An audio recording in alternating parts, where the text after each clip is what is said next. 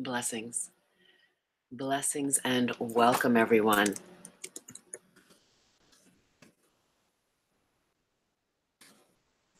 So very grateful to be here. Oh, let me turn this on. Blessings and welcome, everyone. Wow, I am so very grateful to be here with you on this blessed day. What a topic. What a topic this whole life is. An amazing topic this life is. I am so grateful. I love, love, and I bless this platform so deeply. And I thank you. I thank you for joining. I thank you for hopping on. I thank you for being a part of this blessed community, and being seen and seeing yourself and seeing me and listening, being a part of the messages here that I am so deeply guided to share. I thank you so very much for all of your support. I am Tuesday May Thomas, and this is 4D Trinity, my weekly live stream. I go live. I'm now on Instagram live at the same time as YouTube live. So no matter where you are, if you are out and about, I know a lot of people just put this on their phone and they listen if they can't watch. And if you're chilling, hope you have a nice cup of coffee or a cup of tea, or the cat, maybe the dog, whatever's your vibe, hanging out on this beautiful, beautiful morning. There's so much to get to today, and where do we begin? Okay, first of all, what I do want to acknowledge is the amazing group of people that come on board for the 4D Trinity question and answers. And let me just check. I see, okay, Instagram is up. I just wanted to make sure. As you know, once a month here on my weekly live stream, 4D Trinity, we do a Q&A, ask me anything, and I mean anything. And people write in the comments, they DM me on Instagram, or they write in the comments at YouTube, and we discuss anything, everything, anything. I channel your higher self in the highest light. And I also use the Osho Zen Tarot as guided, and really we divine a perfect message for you that is translated through the consciousness of 4D. This show is called 4D Trinity because it is here that we bridge fourth dimensional consciousness, that is the consciousness that resides as the clear, pure truth of your heart that is rooted in love. We bridge that consciousness through the unity of mind, body, and emotions as we align the mind, body, and emotions, as we heal our mind, body, and emotions, as we allow ourselves to sync up and come into an honest alignment of mind, body, and emotions with healing, with love, and under grace for the highest good of all. Miracles begin to happen. Lives begin to change. Your body, your health, your healing begins to shift, and synchronicities start to happen. Healings begin to happen on every single layer and level.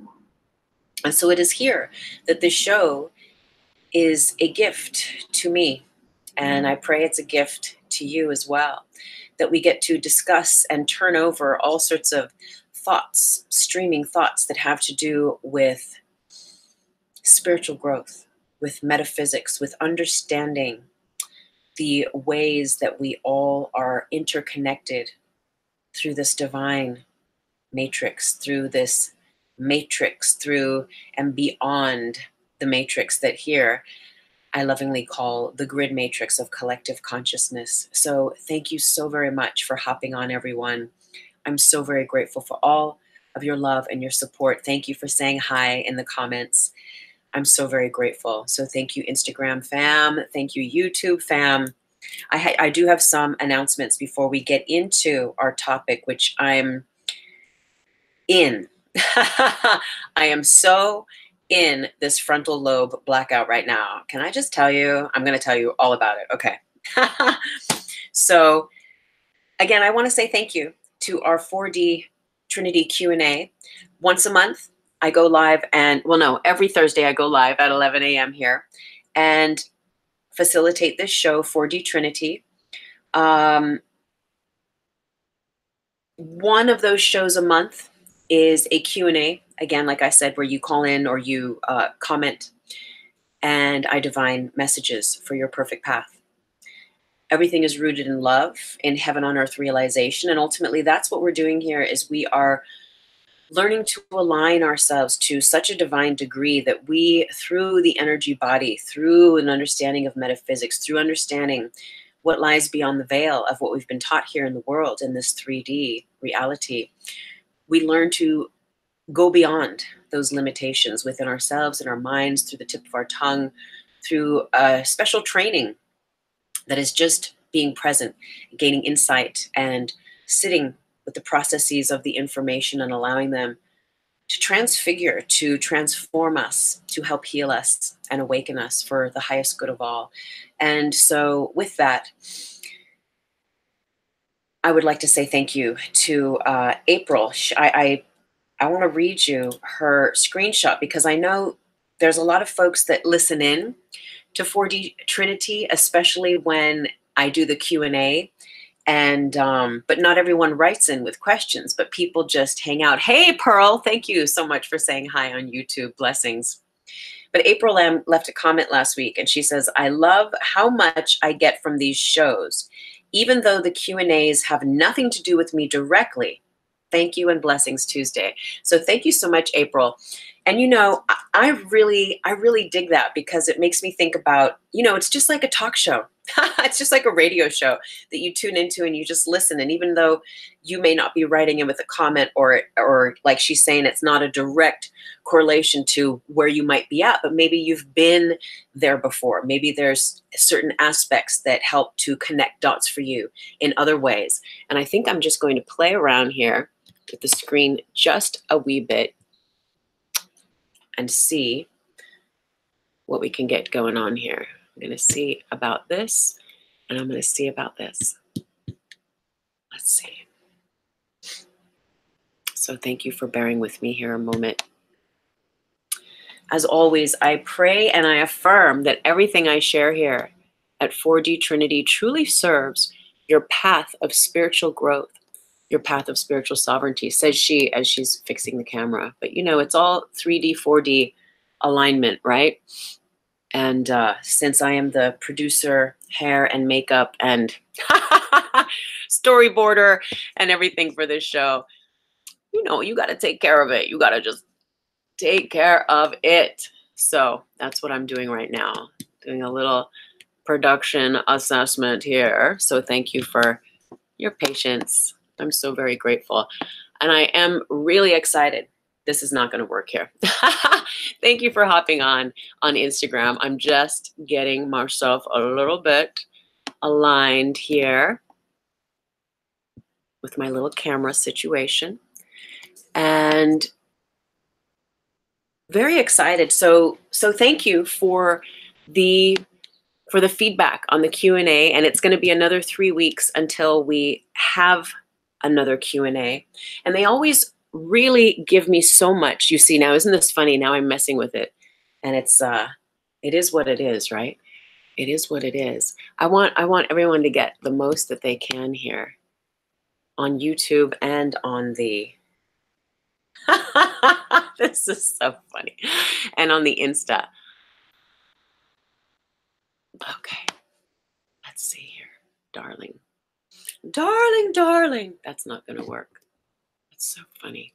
Blessings. Thank you for hopping on Instagram. And thank you for being here on YouTube. So just a few more announcements. If you don't know, you can go to my website, tuesdaymaythomas.com. The link is on my main page at Insta, and it's down below here in the Show More box on YouTube. The first page of my website takes you directly to a subscription box if you would like to sign up for my monthly love letter. I've had some setbacks this month in March, so I'm actually working on this, or are we in March? Yes, we are. So I'm actually working on this month's love letter right now, and it will be sent out by the end of the month, by this weekend or so. So thank you for your patience with that. I'm really so very grateful. But in it, I share my monthly blog. I share information about the teachings in my books and all sorts of goodies that you get when you are a subscriber at my website. Thank you as well for following on Insta. Thank you for subscribing at YouTube. I'm so very grateful. I will be having a massive announcement, next Thursday, interestingly enough, for the next show, which is going to be on spirituality, sickness and spirituality. It's going to be a beautiful show that I'm very excited to share with you about, and a way that we can look at sickness and illness from a very enlightened point of view. And someone's leaving a comment here. Good to see you. Best and blessings. Sick luggage. Oh, blessings. Thank you so much. Nice to see you too.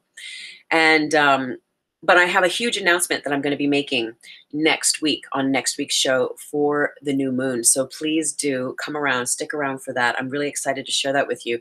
And I thank you, everyone, for supporting me with the books that I have written. The Reiki Apprentice and How to Manifest with the Law of Vibration. They are, gifts from the Most High that I feel so honored to share with you. And they're the beginning of so many more books. The fun thing that I'm getting into right now is I'm recording from cassette a series of tapes that is being translated. It's going to be a book on Audible. And the book is actually the story that precedes the Reiki Apprentice. So if you know my books, that's so funny, right? Whenever I want to refer to them, oh no, here they are. Okay. So if you know my book, The Reiki Apprentice, right? It's one of many that it's like kind of a Star Wars thing where there's a series of books that will come before it and a series of books that will come after it. And the story that comes before the Reiki Apprentice is actually what I am bringing from cassette tapes that I had taped a very pivotal Kundalini experience. And you're like right there with me while I'm going through it. And it's from 1997, hence cassette tapes.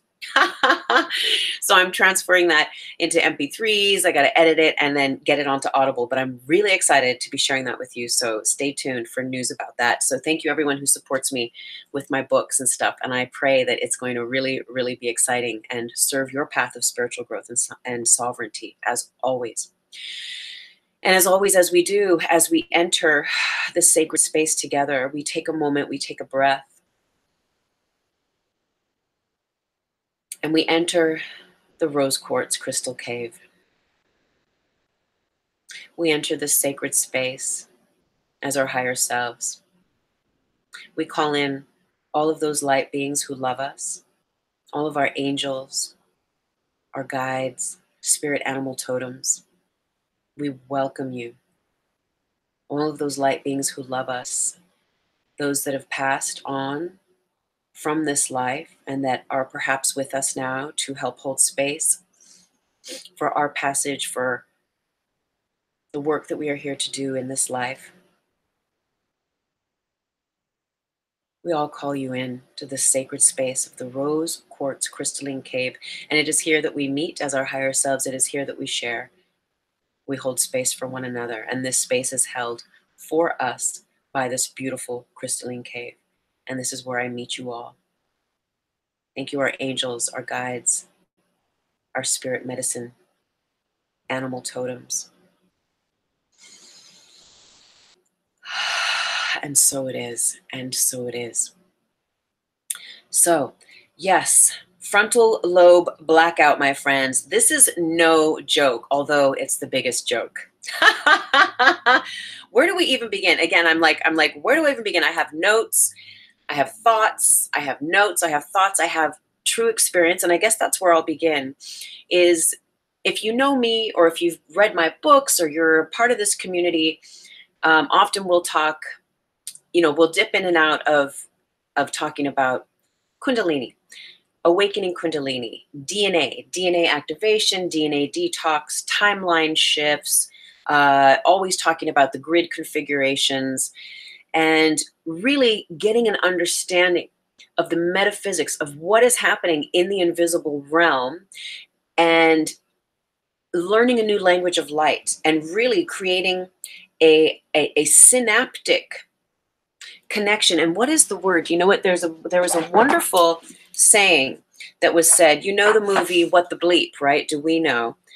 Jay-Z Knight, one of the channels, one of so many amazing people in that movie. She said something, and I wrote it down, and it just fits so perfectly. Synaptic sky. That's what we're doing together as we seed this fourth dimensional consciousness together, which is that truth in the heart. It is living from the heart. It is living, as we say, from the space of God. And God, what I translate as, is love. It is love without an opposite. It is love without fear and judgment. God is not a person, right? Let me tell you, God is a verb. That's a whole other 4D Trinity we'll be doing very soon. God is a verb, is a feeling realization. So if you've been indoctrinated and brought up with all sorts of weird stuff, knee-jerk reaction stuff around God, I invite you to re-transform, to retranslate, to redefine that. And if not, it doesn't matter because ultimately it's just love.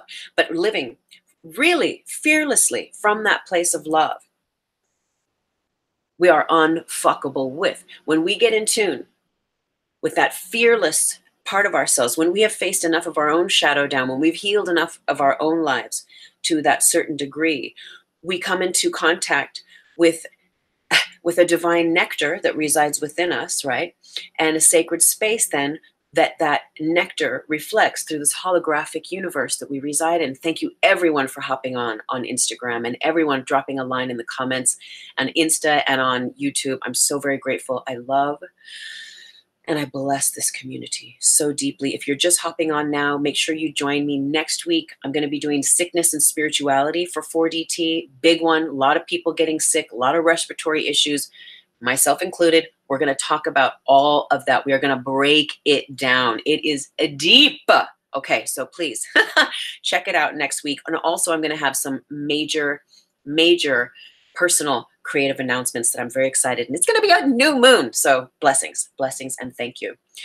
But what we're doing here, as we're having these discussions, these community gatherings, and we're just like vibing together and creating this language, listening and tapping in and attuning to these energies, to these messages, to these teachings, we are seeding this new synaptic sky, a new synapse through the griddery, through that grid matrix of collective consciousness. We are doing this together as we just sit in divine communion with the possibilities of what heaven on earth feels like, what it is like. Have you experienced it before? Joy, bliss, peace. And have you experienced it more than once? And have you experienced it not just like one bead on the thread, but as an ongoing string of beads that eventually all the beads just bleed together, and it's just one long, beautiful experience of heaven on earth realization? That's what my job is here. My job is to talk about, to teach, to share, to reflect, and to continue learning with you 4D consciousness. So that's what we do here at 4D Trinity. Frontal lobe blackout. So when's the last time you've been through a Kundalini experience? When's the last time you've been through a pineal gland awakening? When's the last time you've had your heart blasted open, right? I remember, it's not in my book, The Reiki Apprentice, but thank you again, everyone who has purchased it and who gets so much out of it. I still do. I go back and I read it. I cry when I read the 9/11 chapter. It's like, I'm very grateful to share it with you. Now, it's not in the book, but as you would know, right, from reading it, if you did, that there's this gathering that I spent several months on a mountain in Greece in the late 90s. No shoes, no electricity. This is before Facebook, Twitter, before Lady Gaga, before flat screen TVs. There was no cell phones. There was no people taking pictures and videos here. There was naked people everywhere, fires burning in the mountain. Everything was organic. Everything was just, you know, I mean, think Woodstock without the heavy drugs. Now, there were There was some LSD, as you know, in my book, but it wasn't about that. It was a very conscious gathering. All of that aside, there was so much love. It was so steeped in love, so powerful. The voltage of this beautiful divine community that was guided to come together and hang out on this mountain for the Rainbow Festival. Now, there was this one gal, and she flipped out. Like, she really flipped out. And we were hundreds of miles. We were so much in northern Greece. We were near the Albanian border, far removed from anything. And if you can imagine, even back then, there was no 5G. There was no, there was none of all this stuff. There was UFO. You could see the UFOs in the sky is what was up. There was less satellites and more, more other kinds of lights, if you will. From a sober, perspective as well. Point is that there was this one young lady, and you could see people coming in. And it's funny, if you ever go to the airport, right, if you're a traveler, you see sometimes those billboards where they show, there's this one that I always seem to see, and maybe you've seen it too, and if not, just this is a metaphor, this idea, where it shows a picture of a girl, and like on her way to Australia, and then when she leaves Australia, and it's like this side-by-side picture of her. And when she goes into Australia, she's like got the full Kardashian, and I love putting on makeup and getting a little glammed up for my shows. But when I'm not doing this, like, I generally will wear no makeup and I'm just chilling, chilling in leggings or jeans or something. But I love using this opportunity to honor the goddess, though, when I'm on TV. So I like the balance of it. And I'm not taking the piss out of anything, but it's this cute idea where this gal goes into Australia. She's all, Kardashianed, and like just the nails and the lashes and the hair and the whatever, all the chick. And then she comes out of Australia and she's just like no makeup, all like she's been in the bush. She's a little bit rugged. She's still this beautiful girl, but it's a transformation has taken place. And so anyway, there was this young girl who had come in to the Rainbow, and it was like that because in the beginning, that's what happened to all of us, though, is that you come in as one version, you spend 2 months on the mountain with this amazing community, very enlightened community. You have your voltage changed to the degree that it's ready to change, and you leave a different person. And you get that gist in my timeline, in my story of being there. And specifically, I'm talking about the Greece one, although then I also write about the Australian rainbow that I was in, which was another trip. The point is that in Greece, this young girl comes in and she was all like that, even though this is pre-Kardashian days, right? But it was like that. And then she has her transformation. Her heart chakra opens. And she literally started having these epileptic kind of fits and like these freakouts. And like, this is the Greece rainbow in '98 is where I had never heard of Reiki before. And it was through my own stomach ailments and diarrhea and puking and all sorts of stuff. I got sick that led me to the healing teepee. That was my initiation with Reiki. That's where my whole thing on that Reiki grid started. But so all the healers that were there were like holding space for this girl going through this like transformation, and to the point where it looked dangerous. So the head people, like the people that oversaw and really held space for the safety of that rainbow gathering, drove down 12, miles to the next farmer who might have had a phone that they could call and get an ambulance up there. So the ambulance comes and they take the girl on the gurney, and everyone's like, oh, like burning sage and like sending prayers, and everyone who did Reiki, it was just very cute in this whole thing. And so then we were having this group meeting afterwards, and we're like, well, what happened to her? And the consensus that we all got, very intuitively is like, she had a Kundalini awakening. Her heart got blasted the fuck open. Like boom, it happened. And thankfully, that mountain was able to hold space for her. And of course, it always will be perfect. It will always be perfect for you when it happens. It is not designed to be any other way but that. But what we all got is wow, she had a massive Kundalini awakening. This is how it affected her in her awakening and her coming up. And you know, and the leaders felt confident that they did the right 3D thing, which was like at a certain point, she kept not being grounded, not being grounded, not being grounded. And they're like, we need to call in a medical team to, you know, take this to the next level. Within a couple days, she gets dropped, the ambulance, they bring her back. She gets dropped off and she's like glowing. And yeah, she had shapeshifted. She had awakened. She had awakened. And so these things can happen, right? They can happen from drugs. They can happen from just the divine alignment. And we've talked before. I know I've talked about alcohol, right? And this sort of thing. And I've discussed at liberty my own addiction or my own passage with alcohol, and how when enlightenment's going to happen, it doesn't care if you're a heroin addict. It doesn't care if you're, you know, drunk on wine. It doesn't care if whatever your status is, you know, in the 3D, if those timelines, if it's time, if it's aligned, if it's your karma, if it's that divine timing, it's going to happen no matter what. And then it's whatever you do with it from there is what you do with it from there. Again, thank you everyone on Insta. Thank you everyone on YouTube for joining. I am so very grateful. I bless us all. Thank you so much. So yeah, enlightenment's going to find you, right? No matter what. And so this frontal lobe blackout. So I'm not a neuroscientist, although, you know, if you're like me, you kind of like wish you were. Or sometimes you feel like when you meditate, you're like, no, I see it. I feel it. I get it. Right? Like your inner scientist, your inner alchemist is like bubbling and you see, you get things, right? But so we imagine the front of the brain, right? Frontal lobe, right? There's two lobes at the front, frontal lobe, and boom, boom, right here. So in a recent Kundalini activation that happened with me, although it was much more than a Kundalini. See, and these are things that we're going to get into, but we need to start foundational and in time as I continue to process my processes. More and more I'm going to share with you. Because what happens is the Kundalini, honey, that's just the beginning.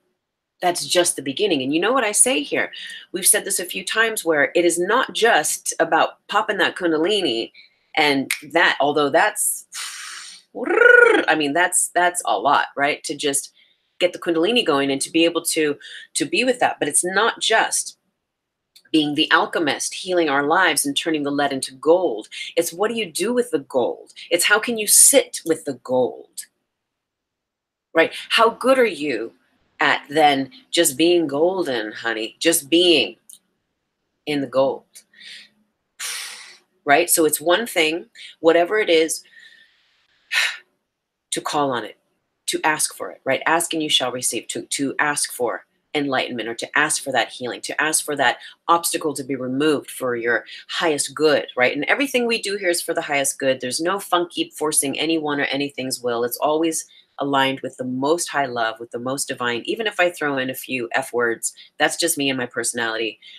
And forgive me if that doesn't sit well with you. I'm not doing it to hurt anyone. It's just, I don't know, I blame my upbringing in Ireland for it. No, I don't blame anyone or anything. Whatever, it is what it is. The point is, though, is that when we begin to awaken, the Kundalini comes often first, right? And again, okay, so it's one thing to ask for it, whatever it is. It's another thing to receive it. Boom, oh my gosh, here it is, the new car, or boom, here it is, that healing, or boom, here it is, that relationship, that opportunity, that whatever it is, right? Or if people ask for money all the time, right? They pray for money and then they get the money. So how good are you at managing your money, honey? How good are you at managing your enlightenment when enlightenment happens? How good are you at managing that relationship when the relationship happens? Oh my gosh, the God phone already. Where's the God phone? It's ringing, but I don't. Okay, you're going to have to pardon me.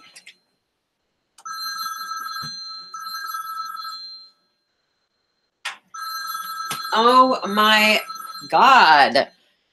Here's the God phone. Hello? Yes, God.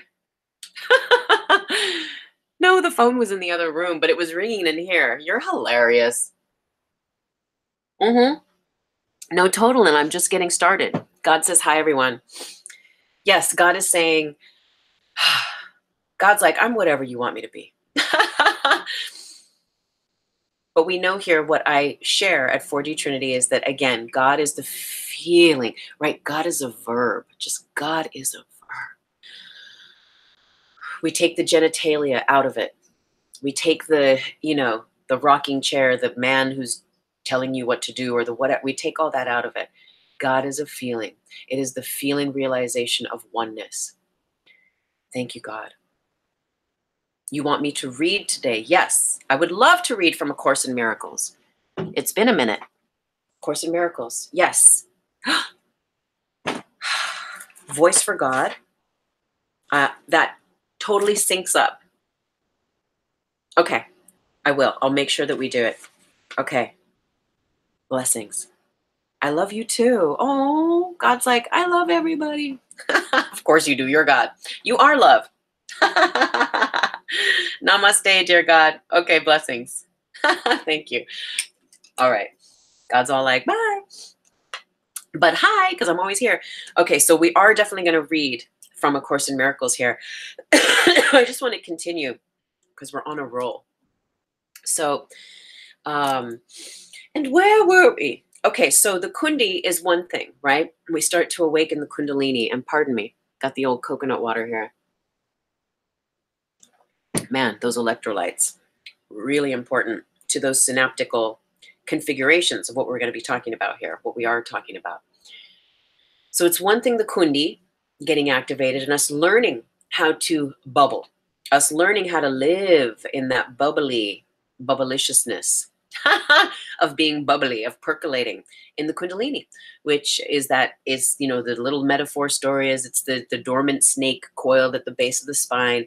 As the energy awakens from the root chakra, the second, the third, that snake begins to awaken. And through our practices begins to pierce through the chakras, awakening, illuminating, enlightening more life force energy, more love force, more chi, prana through the systems. As the channels awaken and open, the life force awakens, and we have more divine connection to that love force, to that life force. And so it is reflected back to us and through our beautiful experience. And so that's one thing. Now, what I've been experiencing, and I'm not going to go too deep into this now, but I'm going to just drop this little seed in here now. So what because we're talking about frontal lobe blackout, and we all know the third eye, pineal gland, these, hashtags, or hopefully we know them. Well, hopefully, whatever, it doesn't really matter. But we're all aware of these words, right? And maybe even deeper of a true experience, the initiation of true vision through these portals of the chakras, and also that pineal gland. So what's been happening? Okay, what am I guided? I'm asking God right now. What am I guided to share with you? Because it's very important. But I know that I'm supposed to pace myself. So what happens though is that,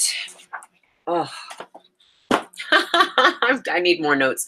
So what happens though is that we often talk about the heart chakra and the pineal gland, right? What I teach is that they are two in one. They reflect one another. They're the same thing. Ultimately, the heart chakra reflects where the pineal gland is. The pineal gland reflects where the heart chakra is. And they're both eyeballs. All the chakras are eyeballs, but these have the ability to see in the same way. As your heart chakra awakens, your ability to see with the eyes of God. Thine eye be single awakens. As third eye awakens, the heart awakens, right? In alignment with an organic, natural process. Now, granted, again, these things can happen when we are with the medicine of ayahuasca, when we journey with mushrooms.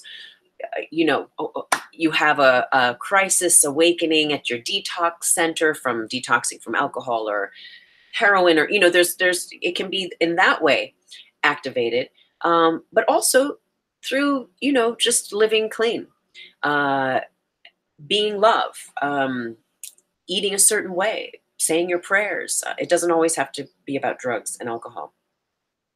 The point is that what's been happening to me is that the pineal has been very, very awakened. And in this last year and a half, I often talk about Santos Bonacci. He is Mr. Astrotheology on YouTube. I'm a huge fan. He's a flat earther. Now, I don't know if he was before. He has millions of hours. Like if you just want to hang out on YouTube, he has like 8-hour things. He talks about everything from astrology to theology to etymology. I love his etymology specifically. I didn't even know what the word etymology was until I met him on YouTube. And I would love to hang out with you sometime. He plays the guitar. Maybe we could jam sometime. I mean, he's amazing. I'm not a flat earther. I'm an everything earther. So just to clarify that, I think, well, I don't think anything, but it feels that, you know, equal opportunity. We're multidimensional. It's a multidimensional, you know, experience. So if your grid is like to have the experience of hanging out with those flat earth consciousness grids, so be it. If it's a round earth, so be it. If it's like all of the above, if it's an octagonal earth, if it's a, you know, it's whatever floats your boat. So equal opportunity earth. But it's ultimately the consciousness is what's important. It's not the shape of the earth, right? It is the consciousness that is aligned and rooted there. So again, my job is to share fourth dimensional consciousness teachings through sharing heaven on earth realization, imprints, impressions, stories, teachings with you.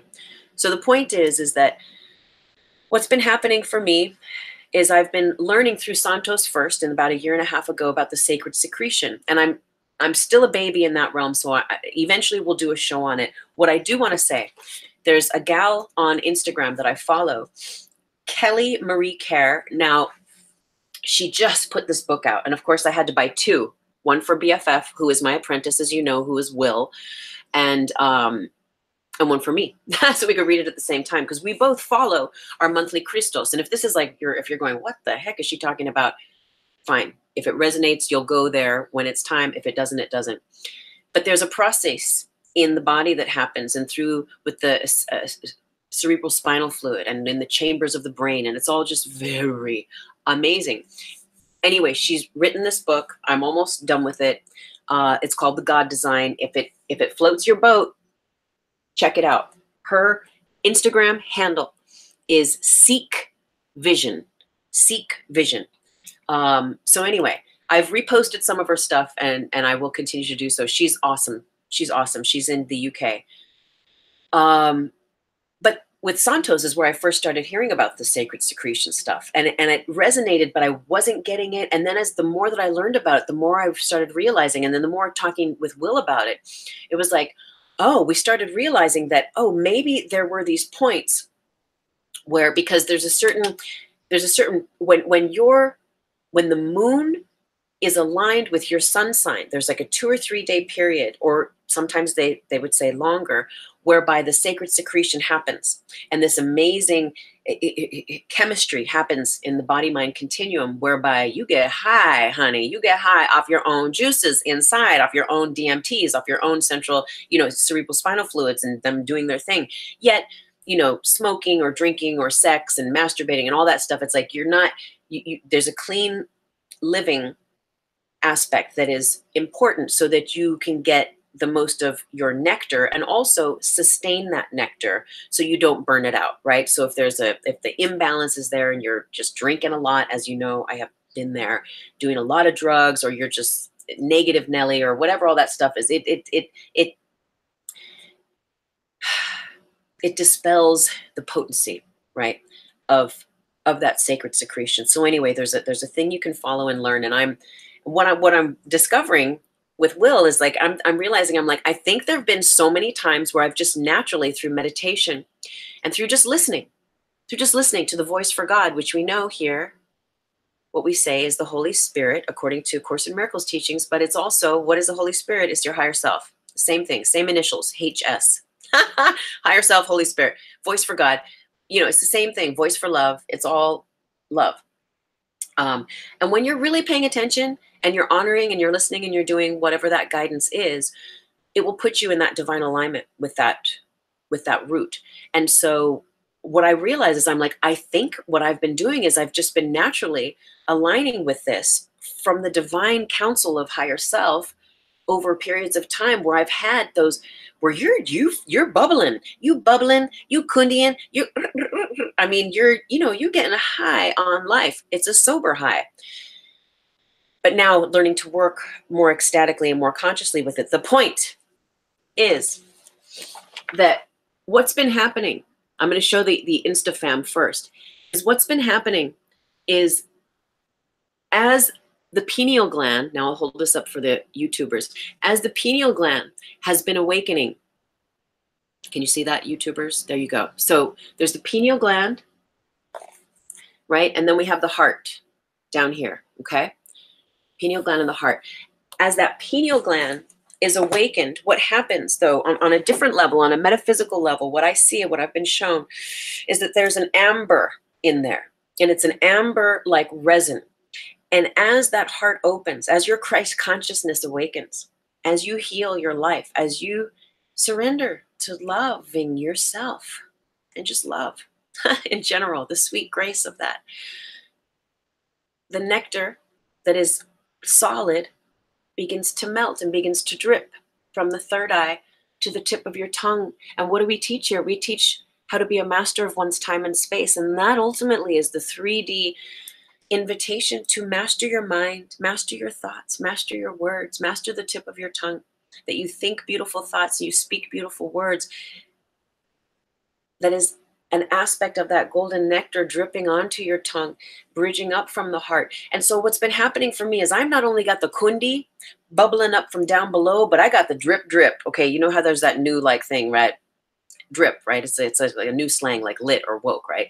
Well, honey, we be dripping. Okay, so it's got the drip and it's got the up. Now there's a lot more. I'm going to stop right there because we got a lot to cover here. Have you been feeling that though? I'd be interested. And I can't really read too much in the, thank you everyone for saying stuff in the IG comments, but as you know, I have glasses and OMG, Matt called as God called and interrupted. Blessings. And thanks for hopping on, everyone. Thank you, boss. Nice to see you, honey. I'm so grateful. Everyone, well, might as well. Let's put these little glasses on. Mike's here. Pearl's here. Bless, bless, bless, bless. Oh my God, you're reading the Reiki Apprentice, Mike? Thank you. Okay. Highly recommends it. That's my book. Boom, boom, boom, boom, boom. Okay.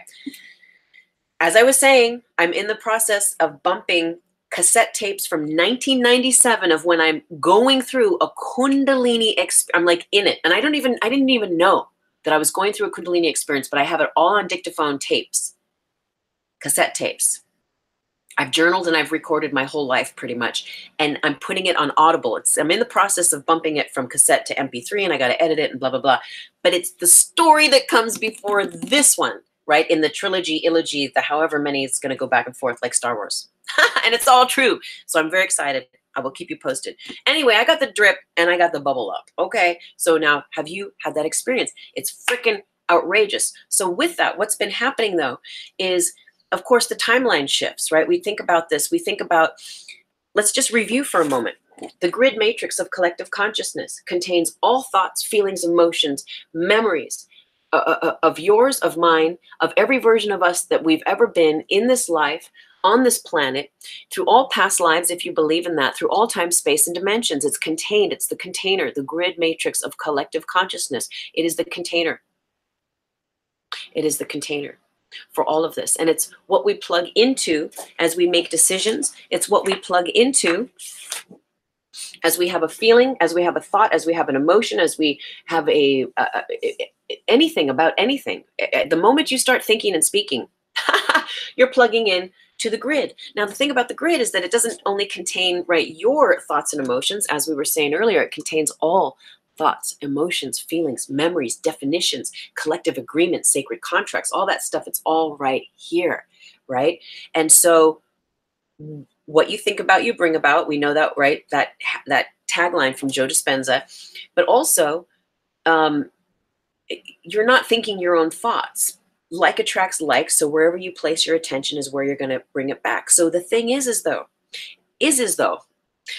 when we start healing and becoming enlightened and choose that pathway, which is just, I mean, in my world, all I've done, and it sounds really ridiculous, I've given my life to God. you know, for a year and a half, as you know, a lot of you know my story with the wine and the ex, and there's actually more to that story that only my sacred couple people here online know about. That it's almost time to start sharing that next part of the story, but not just yet. Through that healing, though, and choosing love over and over again instead of choosing self-hate, self-doubt, fear, pain, and the repetition of fear and doubt and pain, it's allowed, you know, life crisis healing, and as it does for all of us, which allows for enlightenment. But what I've done in this past year and a half is give my life to God, give my life to love. And so you'll hear me say, like, I work for God. Boom. You know, you can't fuck with that. You just can't. Like, I can't, you know, it's complete surrender to love. And it's a practice, and not every day is perfectly, you know, haloed. But what happens is stuff starts to shift, and it has to shift. If you are allowing enlightenment to happen, and I know it's happening for me because I live heaven on earth, and I have been the moment that I gave my life to God a year and a half ago, boom. And I was already writing this book, How to Manifest with the Law of Vibration, which is a heaven on earth book, which is all about very rudimentary, simple stuff, but it's learning the law of vibration, which is not the law of attraction. It is not. It's a whole other conversation. But it's the rudimentary basic steps of like learning how to get out of creating the way that we've been taught with the law of attraction and dropping into the heart space, creating from a visionary place rather than a place from emotional and mental needing and wanting that keep us bound of the 3D. And the 3D is cool. We're bodies. We're here. There's good food. You know, I still like a drink once in a while. I love dancing. You know, making love is fantastic. You know, there's all sorts of juicy, sensual, amazing, beautiful gifts that this earth is and has for us. Yet the way that we plug in can be radically changed when we allow for radical change in our lives, when we allow for radical healing in our lives. And so, frontal lobe blackout. So, got the drip, got the kundi, it's all firing up, the heart chakra, right? It's all, I'm just been like, woo. So what's happened, this last bout that happened about a month ago, is I went crazy, right? Here at home. Now I live with Will. He's my best friend, apprentice, gay husband, if you will. I will. He's at tap dance practice right now, but he'll be hopping on later.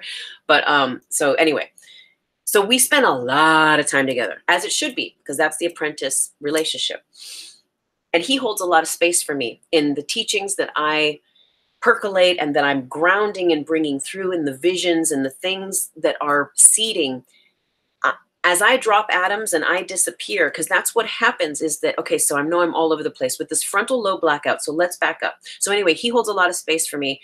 So I'm very grateful for all those people, all the places, all those divine beings who hold space for me. As I disappear, as you disappear, as you become enlightened, as you disappear, because you're dropping grids, because you're dropping atoms of who you used to be in those past timelines, those timelines begin to dematerialize.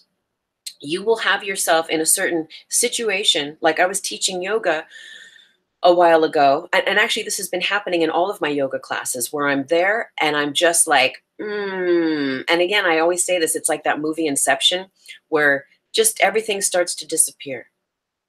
It starts to dismantle. I mean, like in front of you. You see the pixelation, the hologram starts to shape shift. You are unplugging from your usual mode of plugging in to what's fired together, wires together, because you're unearthing, you're unsealing the seals through love, through surrender, through choosing love over and over and over again, through your practices, through creating the correct conditions for it to be so. And this is nothing that is forced. This is nothing that I'm even asking for, right? I'm not asking to be enlightened. I'm not asking, like, we're not like, I'm trying to open my third eye. Like, no, it's a natural byproduct of grace, of allowing, of just being and allowing. learning how to live in the now moment, you know? It just happens. And I know if you're watching this, then you've been there. If not for a sliver, then you're there, right? Even if you pop in and out, you know what I'm talking about. You wouldn't be here if you didn't. We wouldn't be having this conversation if you didn't. Okay, so reel it in. Reel it in. Reel it in. Okay, so dematerialization, rematerialization. So these old timelines begin to disappear. The atoms that you've been carrying around in your body-mind continuum begin to blip in and out. The grids that you were once connected to begin to ungrid, and you begin to have a space in between where there's nothingness. And that's where the fun really happens, because that's where you feel like I literally, there's been times where I'm so grateful Will is here, because he's got the extra atoms that I need to lean on. And he's a big dude, 6'3". So I'm like, okay, I need to lean on this human, literally, because for grounding sometimes, because when you start dropping atoms and you start really shifting those timelines, that frontal lobe blackout starts happening, and it has to happen. We're going to get into it now, because this is the gateway. Your third eye sits in the middle of this brain that you have, in the middle of your head, right behind here. That light and all that work that gets done in the orchestration of these glands in the center of your brain, that light that is your third eye vision that gets to see through here, this is your frontal lobe. This is your frontal lobe. That light has to be projected through there. So depending on what mapping is going on in your frontal lobe, your perceptual lenses from the third eye has to get through there to cast the light to create the vision that you would see in your day-to-day reality.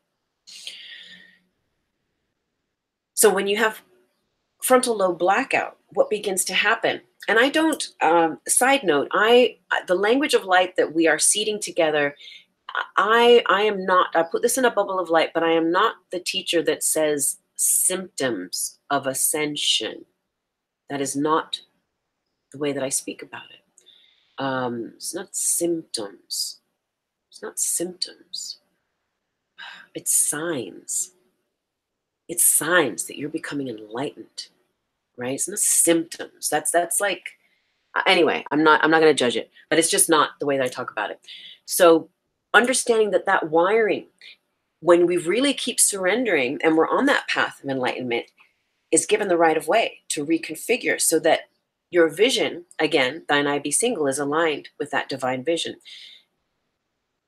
that of love, that of God. So you become lit. Okay, so let's watch this. There is a movie. Okay, and I know that this is going to end on Instagram like in 5 minutes. Please, if you can, come back right away. I'm going to share the first half, and then I'm going to go live again on Insta. My YouTubers, I know you guys just chill. I've done 4-hour ones of these, and we're just like here all day. But my Insta fam, I just want you to know, if this is where we end today, come back, watch the rest later, because, honey, we just getting started, and there's some fucking hot notes here, especially if this resonates, okay? But what I will share for both of us, and I don't know how I'm going to do this because it's on the phone. There's a movie called Hector's Search for Happiness. Talk about an enlightened movie. I'm going to just show you this. There's no sound, and it's just on this little cell phone. And because of copyright stuff, I didn't want to put sound. But there's this, and I pray that I'll be able to show you this correctly with the, anyway, I'm just going to play it, and we're going to look at it. Okay, so he's going through, he's got the little brain nodes on. Look at the brain is lighting up. It's lighting up, right? He's beginning to have these experiences. I'll show my YouTubers here. God, I pray you can see this. He's having, okay, no, it's not working on YouTube. Oh my God. He's having these experiences. His brain is lighting up. Okay, I'll show YouTube next. So he's feeling everything. He's feeling everything. And the scientists are going, what's going on? What's going on? And he has this experience in Tibet with the monk and those Tibetan flags. You know how a lot of us in the spiritual community, we're like, oh, these are cute. They sell them at the health food store, or they sell them at the spiritual bookstore. And we're like, I'll put Tibetan flags up in my yard or whatever, right? There's a deep meaning with these flags, people. Okay, so I'm going to play it because I know it didn't get to be shown on my YouTubers. So I'm going to hold that up there while I look at these notes.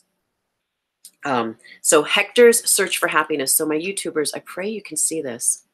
It's a little bit behind.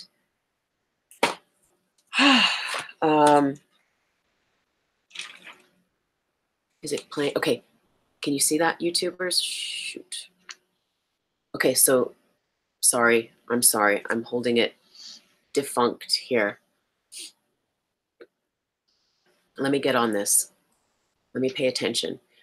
Thank you for your patience. Someday I'll have things all so like amazingly synced up. It's going to be amazing. It's perfectly synced right now. But so if you can see this, my YouTubers, I pray that there's this guy, Hector, and he's wearing one of those brain synaptic things. Can you see it? Oh, the lighting's kind of funky. Anyway, there's a link to this down in the show more box, right? So later, my YouTubers, it's down in the show more box. And, oh, I'm sorry. You can't see it. It's not coming out very good on the YouTube, but it came out pretty good on the Instas. And it's basically just showing these images of the brain lighting up.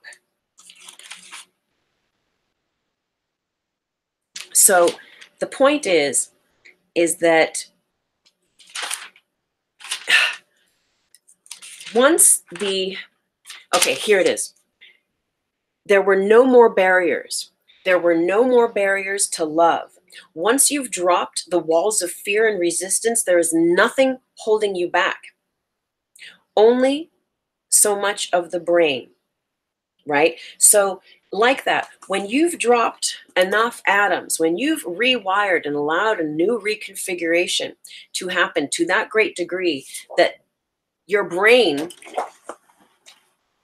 pardon me, let me get more, that your as above, so belowness is so divinely synced up, where what you speak and what you think is in divine harmony, and where you've been on repeat enough to the point where you've not only reconfigured and you've now have a new affirmation that you speak over your life, over your health, your wealth, your whatever, but that actually now the grid matrix is reflecting the new synaptic feature, the new synaptic constellation that you have going on in your head, in all of your lobes. But I know we're talking specifically about the frontal lobe.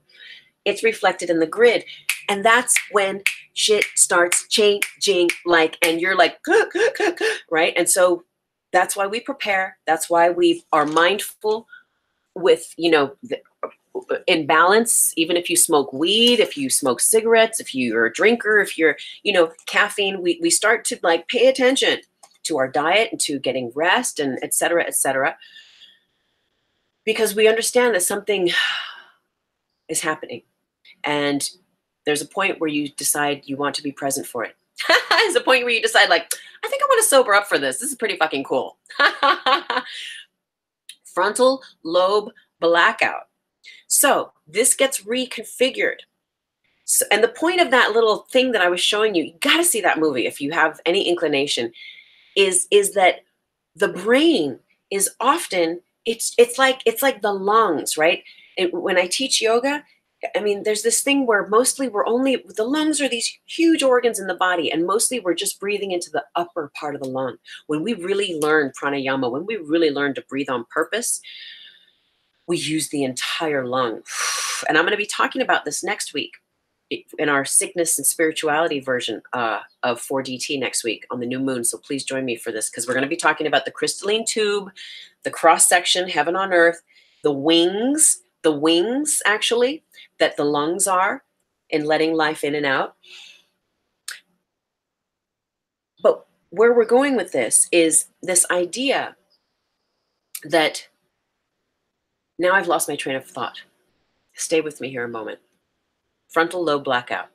Okay, so there's this reconfiguration, as above, so below. But that's when, okay, so but this is why we prepare. This is why we take care of ourselves. This is why we take care of ourselves, so that the ambulance doesn't have to come, like my friend at the Rainbow that I told you about at the very beginning of this 4DT, right? We don't need to go to the hospital. We can, I mean, sometimes you might need a little medicine, 3D medicine. We'll talk about that next week. Yet a healing is taking place. And now I'm getting the little signal on IG that this is going to be over on IG in about 20 seconds. So thank you if this is where we stop. Blessings for a fantastic day. I love and I appreciate your support so much. I'm going to hop right back on though, IG fam. So if you're down, come back or watch the rest later. Thank you and namaste for a blessed, blessed day. My YouTubers, so let's hang out here for a minute because, honey, we got some notes. We got some notes about being lit, about being enlightened. Okay, so now what we're going to do is we are going to do this, and then we're going to go right back on to Insta. Okay, perfect. So here we are. Thank you so much for hanging out. So Frontal Lobe Blackout, part 2 on Instagram. Okay. So the dismantling of what has been, so that the revitalization and reconnection, reactivation of that what will be can take place. So your brain, what I was doing my best to show you in this little video, is that the same thing, but when we're only breathing into the upper lungs, there's only so much of the lungs then that is getting stimulated. There's only so much life force, only so much air, pardon me, that we are taking in to the body. There's only so much oxygenation that's happening, right? And likewise, when we are transfixed on old patterns and old thoughts and old, just the same. Well, all those same synaptical variables are lighting up in the brain.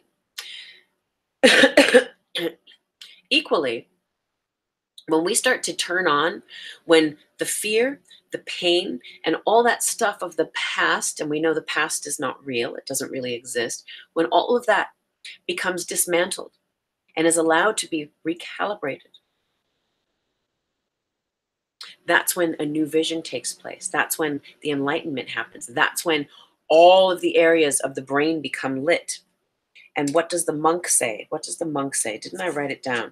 Oh, so in the little video, the scientist lady behind the desk, she's saying like, which part of the brain is it? What's going on? Because they put him in there with the helmet thing on, and at first it's just like meh, meh, like there's a little spark here, there's a little random thing here.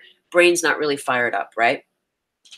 Yet he gets a phone call from the girlfriend and they have this issue that they're healing. And then he starts crying. He starts having all these emotions. He's feeling sad and he's feeling happy and he's feeling kooky and he's feeling, and he's not feeling it all. The brain starts really activating. And then it shows all these different clips of all this different stuff, right, that he's been through in the movie. And the scientist lady is looking at him in the box with the brain helmet on, and she's going, which one is it? Which part of the brain is it? And it cuts to the monk in the Tibetan landscape with the flags, and the flags are whipping around in the wind, mirroring this sudden activation through his brain that's just sparking all those beautiful astral colors. And the monk says, it's all of them. It's all of the parts of the brain, and so does then the head scientist that's sitting there as well. He says, it's all the parts of the brain. And so all of the parts of the brain get activated, right? When we have our spiritual comeuppance, when we allow that divine blessing of healing, when we make space for love to show us the way, when we trust it and we allow that. So you become lit, right? And it's not the lit, I know sometimes you have a puff or you have a whatever and you're like, you feel lit. Okay, I dig it. But there's like a sober lit, that happens from being turned on. We use that phrase a lot, and it's turned on energetically, electromagnetically. So you become lit. So anyway, that's that video. Hector's Search for Happiness. It is freaking amazing. I think it got like, it doesn't have that many stars, but it's amazing. So one thing I want to say, what we're going to do is I'm going to talk a little bit about, there's 2 points I want to talk about. The enlightenment, that enlightenment is the biggest joke. And then the joy of dying. And then what we're going to do is we're going to go into what the frontal lobe, what it governs, and how all that goes out the window when you get frontal lobe blackout, when your pineal gland awakens, when your kundalini activates, and when you've given your life to love, to God. We'll discuss that here. So just so you know where we're going in the second half. So your brain is lit, baby. Your brain is lit. You are turned on. Enlightenment is the biggest joke. The joke's on you. I love this. So I'm looking at my notes here on the side. You realize, okay, why is enlightenment the biggest joke? Because the more turned on you get, you just realize that no thing is real. Nothing is real except love, But you realize that all the other stuff, the minutia, like it's all just atoms. It's all just stuff. It's all just energy. It's not really here.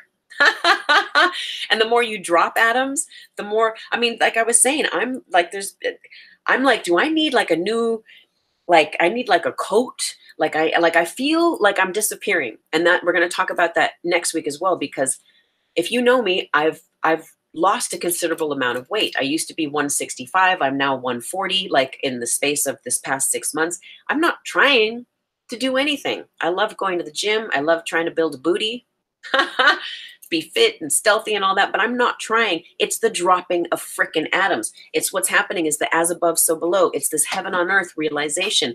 It's this dropping the stories. And honestly, I know we talked about this a little bit, and this will be a 4DT in the future. I've dropped my ancestors, honey child. I do not work for my ancestors anymore. No.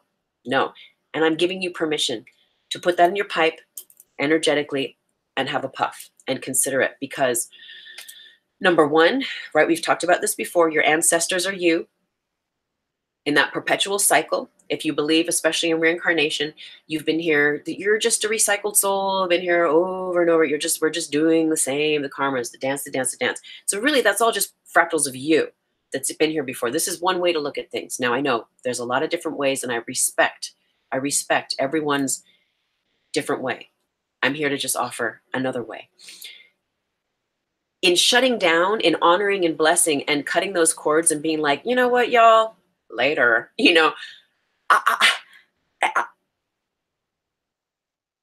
I've lost a lot of parts of myself of who I thought I was. But that's not the real me. It's potentially not the real you either. What are you carrying around with you, on a day-to-day basis that just is not your pain, it's not your shit to work out unless you've made a contract. But honey, okay, right? Be careful in Mercury retrograde. I'm joking. Kind of not, but kind of am. But like contracts can be rewritten. They can be ripped in half. They can be blessed and burned, and they can be renewed, or it's your metaphysical right to give yourself the right of way in the name of love, in the name of light. Miss Lubu in Ireland. Mwah! Do you know what, Louise? I'm going to actually be in Ireland, girl, in September. So we are going to have to do our tea, and I would love to see you. I would love to see you. It would be amazing. Thank you for hopping on. So yes, okay, frontal lobe blackout. So enlightenment is the biggest joke, right? Because we get high, you get turned on, you see beyond the veils, and you're like, oh my God, all this stuff that I was so freaked out about, that I was so attached to, that I was so addicted to, or whatever it is, you realize like, it's like, doesn't even really exist. It's all an illusion anyway, right? And once that tipping point shifts, yeah, you get how it's all an illusion.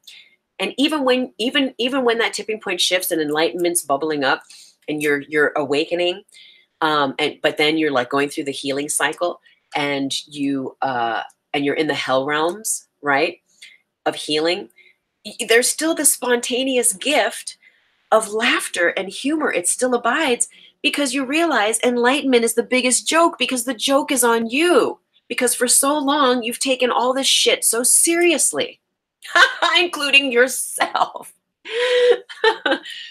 Anyway, I hope you get a tickle out of that as much as I do. So enlightenment is the biggest joke, right? Joke's on you. You really learn, and what happens is with all the kundi and the pineal juice and all you start laughing like spontaneously laughing. There's this funny guy I'm watching on YouTube. I can't remember his name now, but it's about, you know, healing your gums and your teeth and stuff. And I've been watching him.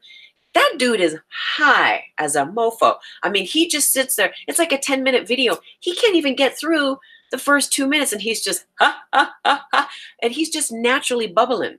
He's bubbling with the juices, and it's like, I'm like, oh my God, this is how I feel, you know, where you're just like, you're in a different, you're in a different, you're not operating in time and space anymore in the same way, because you've dropped the stories, and because you've learned how to relax into the NOWOSPHERE, into the now moment. So this is the joy of dying. And how do we learn death? We learn death by, you know, standing up to the tar body, by facing our shadows, by facing our shadows, so that the light body can be activated and calibrated. And that's when we start oscillating in different realms, right? That's when we start having those metaphysical experiences du jour, like every day, all the time, nonstop. So let's keep going. So frontal lobe blackout, let's come back to this. What does it govern?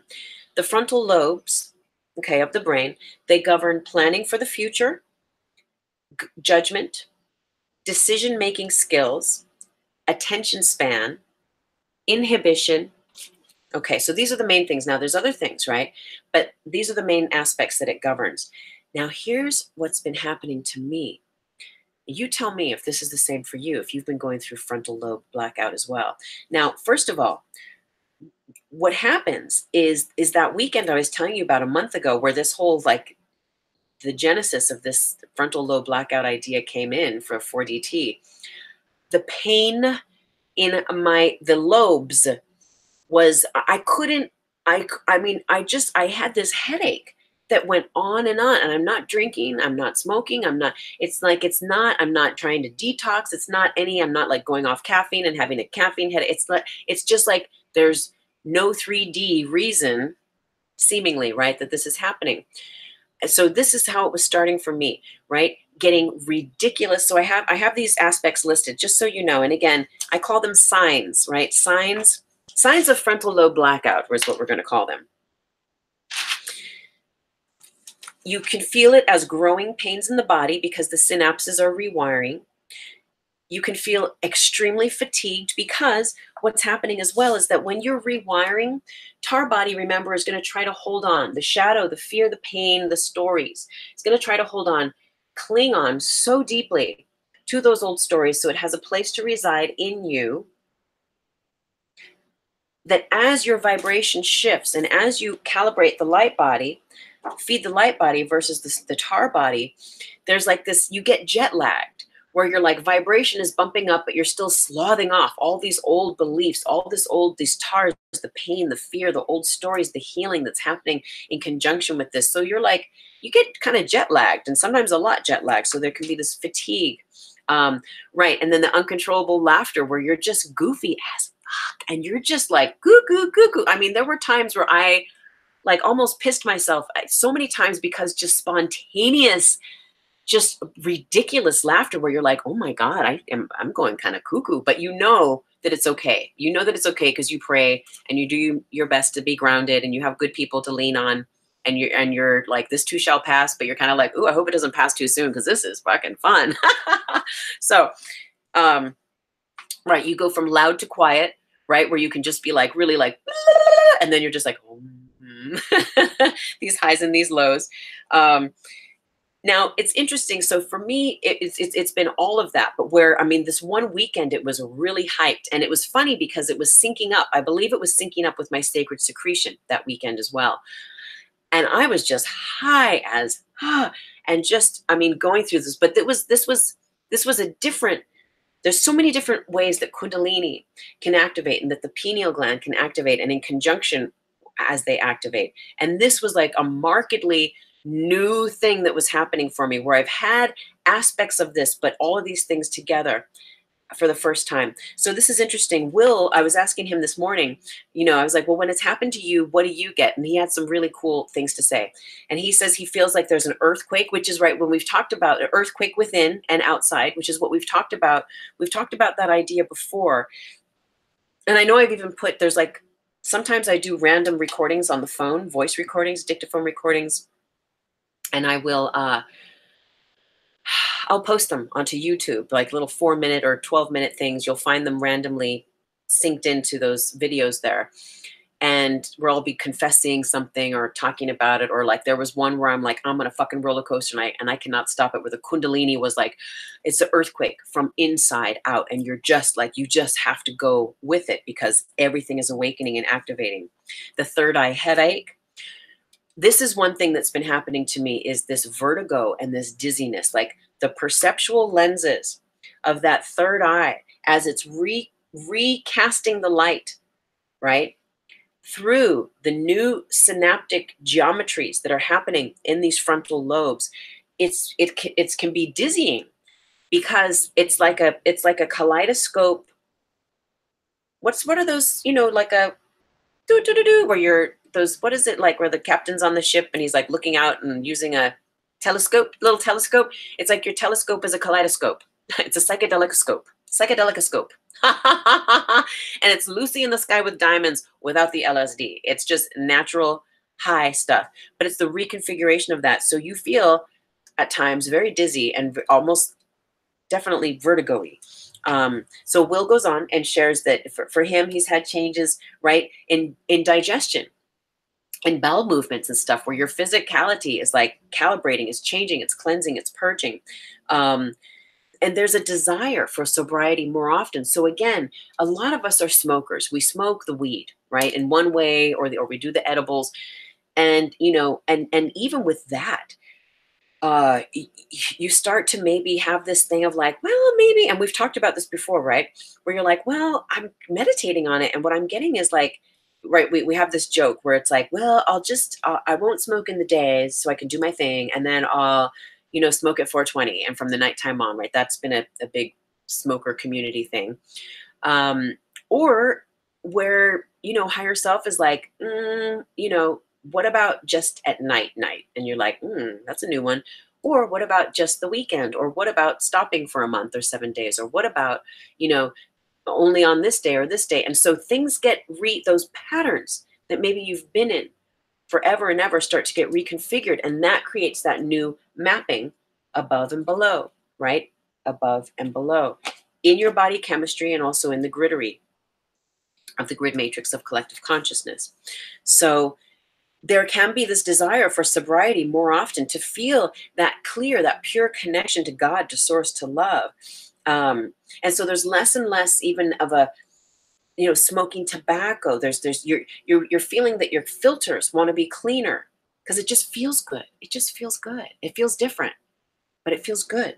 A need for a regular sleep schedule, right? If you've kind of been all over the place, you really begin to realize, for grounding, to process all this energy, that to be a little more listening, and as well, because there's a whole circadian rhythm thing that is very important to the release of melatonin, for the pineal gland, and for all the endocrine system, the glands in your body, to operate succinctly for your highest good and for the continuum, beyond the continuum, the eternity of your God realization, and the resting there, the being able to be carried by that frequency that is not of this world, that is in fact heaven on earth.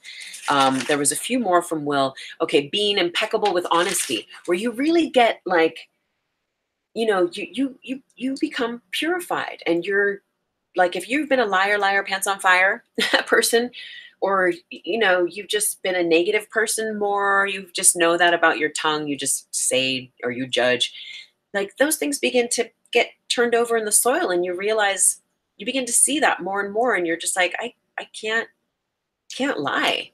I cannot lie. I cannot do things in that same way as I've done them before. And so there's a beautiful enlightenment that happens with that.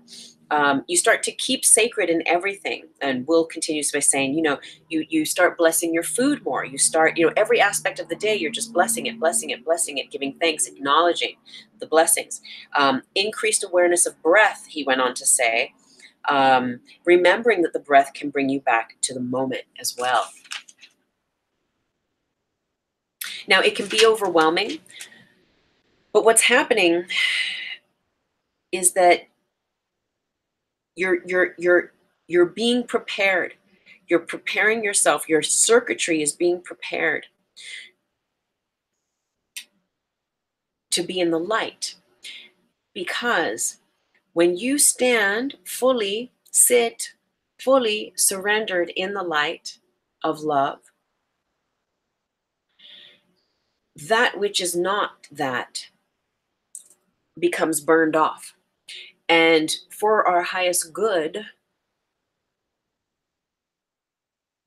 the preparation is really vital and important, because it's like when, you hear these stories perhaps about people doing ayahuasca, and maybe they've taken a lot of heavy drugs, or they've got a really heavy illness, or they've got a massive tar body, and they've been depressed with suicidal, tendencies for many years, or whatever it might be. And I'm not projecting or judging anything.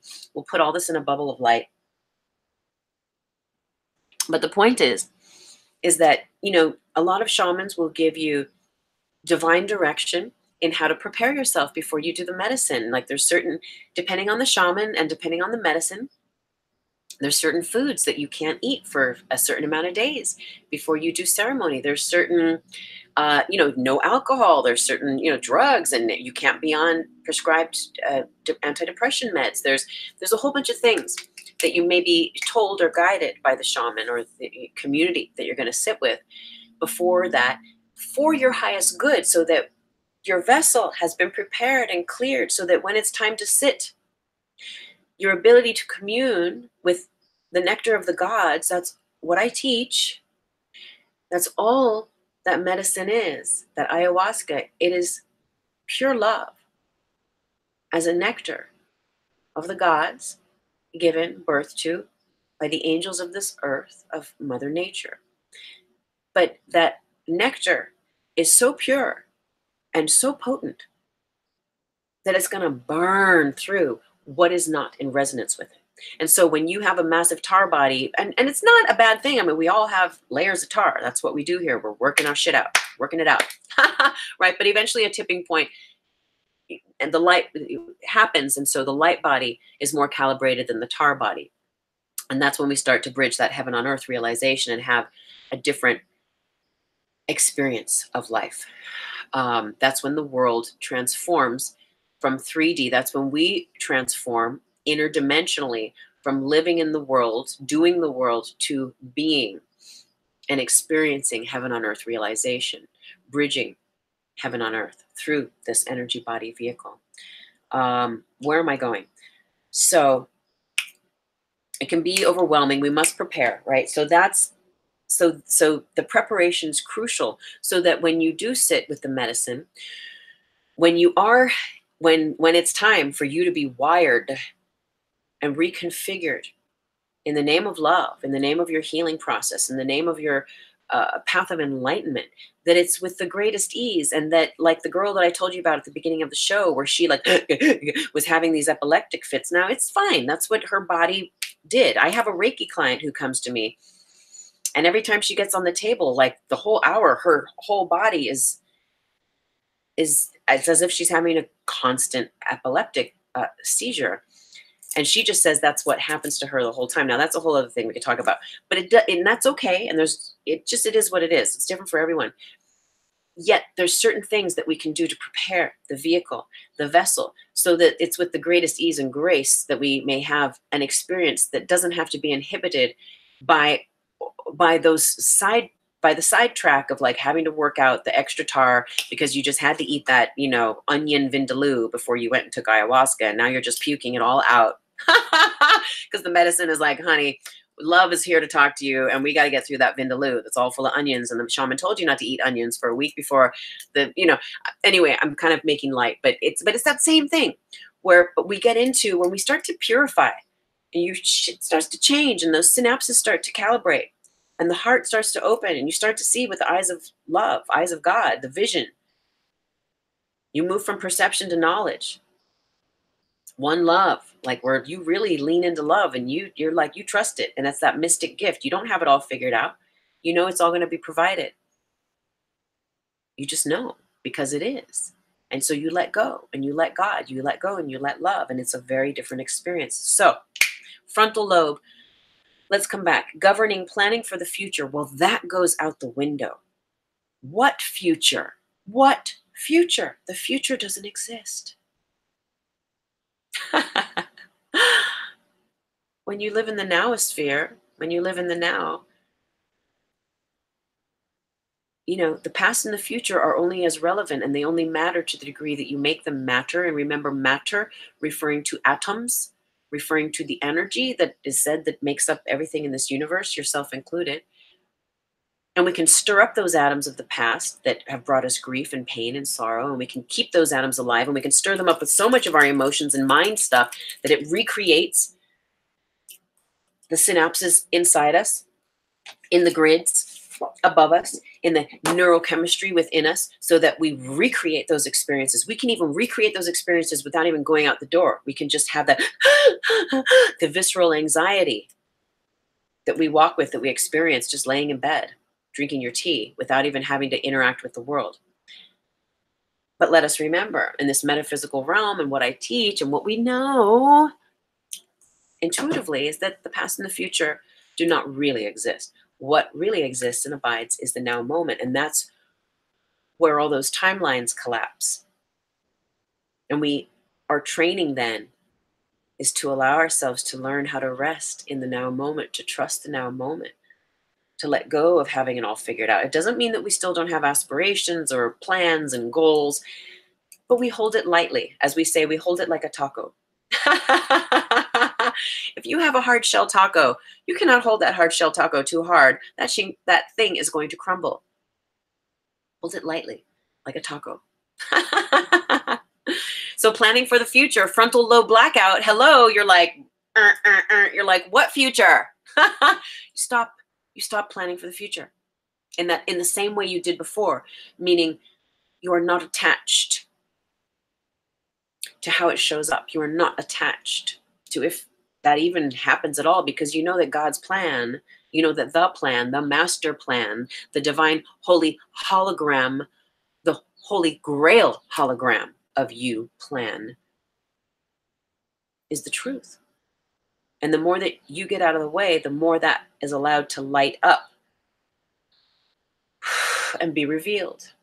And life is a beautiful mystic mystery that is allowed to unveil synchronistically in its divine grace for the highest good of all. So frontal lobe governs planning for the future. That all goes out the window when the frontal lobe blackout occurs. Next, judgment. Judgment goes out the window.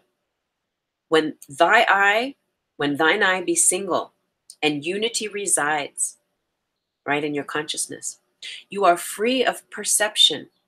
Remember what we teach here. Perception, and we're still going to read God, the God phone called wants us to read. There's a passage in here that we're going to read called The Voice for God. We will not forget that. Perception are the eyes of the 3D. We see binary with the eyes of the 3D.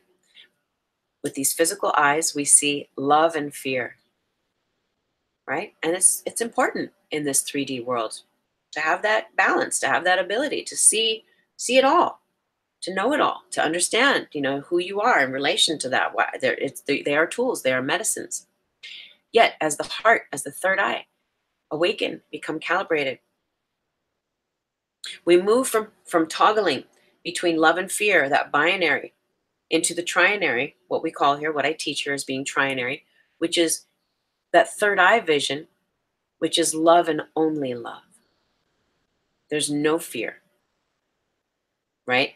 And really what the trinary is that now we recognize the love and the fear, and we've been working our intention, we've been working our musculature to see with eyes of love, to exercise our musculature of spiritual will to such a degree that we've honed in the ability to see love, to choose love over and over and over again, that metaphysically in the invisible realm, it gives the right of way to love to transform that which stands or is in front of us, alchemating it into love. And until you have those experiences, it's a very cool idea to think about, yet it is very real. So what happens is you toggle enough between this love and fear, the 3D, you're in the matrix, right? Exit the matrix, exit the matrix. Well, you know what? Master the matrix. It's not just about getting out, because you're still here. You're still a body. You're going to have one foot on this plane and one foot in heaven, yet your consciousness will be anchored in love, anchored in God, anchored in truth. But your ability to master the matrix, not just simply exit it. We can talk about that. I have another 4DT with that title. But that's a very different level of considering, right? Your metaphysicality and how it relates. Hey, be like jelly, blessings, brother. And how it relates to your experience here. So again, judgment. When thine eye be single and unity resides, you are free of perception. And your vision is truly linked to God, to love, to unity. Judgment cannot reside there. So again, judgment is what is a thing that is governed by the frontal lobe of the brain. Okay? So judgment goes out the window too. Because when you've surrendered your vision to love, which is all that's happening when your pineal gets turned on, when your third eye gets turned on, when your heart gets turned on. Well, you know, and I'm assuming in the name of love, right? That's what the natural byproduct is for you. I really don't know, but I'm just going to assume for the sake of this show, since it's all about that.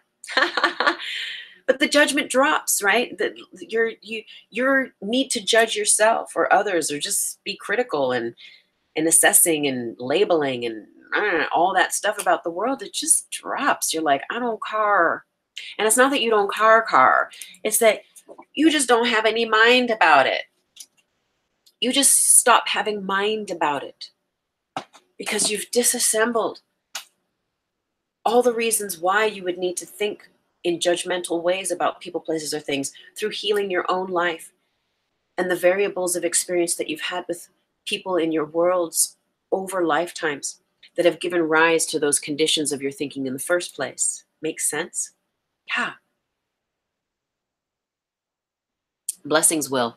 Thank you for joining. Your ears must be burning. I've been talking a lot about you this morning. But thank you for hopping on. So judgment goes out the window, okay? So frontal lobe, we're talking about, if you're just hopping on, we're talking about the aspects governed by the frontal lobe, planning for the future. We already said that goes out the window because we're like, what future? The past, the future does not exist. I'm chilling in the NOWOSPHERE zone. That's what's up. Next thing that's on our list that's governed by the frontal lobe, judgment. So again, when you have that frontal lobe blackout and those recalibration of the synapses take place, you know, it's a reflection of thine eye being single, of you dropping judgment, and of that clear white light being able to be cast through a new constellation of synapses that is occurring as that meter, that light that you're seeing through gets casted through. And so anyway, judgment goes out the window through this frontal lobe blackout. It's like you're being unplugged and plugged back in. And sometimes, sometimes it's like that. Sometimes it's just one big plug. It's just, you see, like, it's just pulled out of the socket and you, and then it gets plugged back in and you're, but sometimes, honey child, those angels, your guides, your own, God, whatever you call it, is just like, plug it in, plug it out, plug it in, plug it out.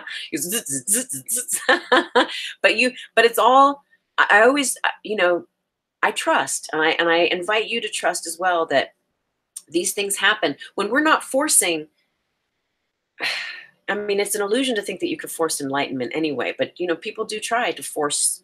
Tool has that song, prying open the third eye. There's some practices where, we want the gold uh, without the initiation of the gold. Story on the side. I remember working with a woman at an Ayurveda center in 2005 or 2006. And I've been a Reiki master teacher since, I don't know, 2001. And she found out about this. And we used to work side by side together in doing panchakarma for clients. and I remember she came up to me and she said, I would like to be attuned to master level. And I says, well, that's really exciting. Okay, so we're going to start with level 1. And then in the lineage that I was shared and how I teach, you do level 1. You wait 30 days, you process, you learn how to work with it. You do level 2. There's another 6 months where you work with that. You go through your own healing.